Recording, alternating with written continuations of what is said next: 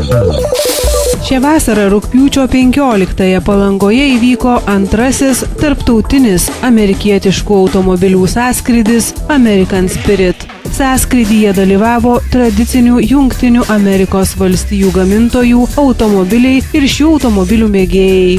American Spirit amerikietiška dvasia sąskrydyje dalyvavo 88 automobiliai ir 160 žmonių. Iš jų 24 automobiliai pagaminti seniau kaip prieš 25 metus. Šiais metais Palangą aplankė 6 šalių atstovai. Iš Lietuvos 66 ekipažai, iš Latvijos 10, iš Estijos 7, Rusijos 3, Baltarusijos 1 ir netgi vienas ekipažas iš Suomijos.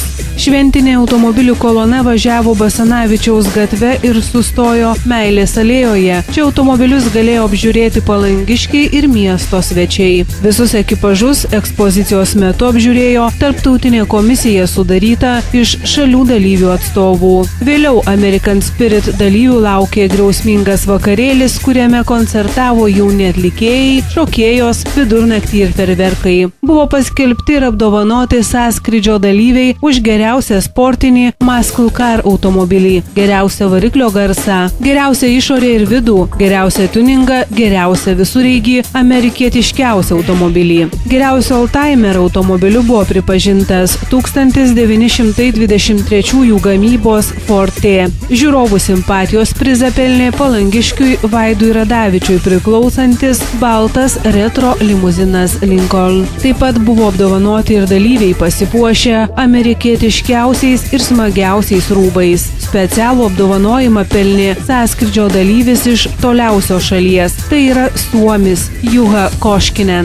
Amerikietiškų automobilių entuziastai jau rengėsi 2010-iesiems, kuomet Palangą sudrebins trečiasis tarptautinis amerikietiškų automobilių sąskrydis American Spirit 2010-ieji. Rugpjūčio mėnesį per žolinės kviečiame visus į Palangą. Čia karaliaus amerikietiškos autopramonės dvasia. Maloniai laukiame norinčių prisidėti prie šio renginio. Visa informacija internete American Spirit LT. Pajausk ir tu amerikietišką dvasią.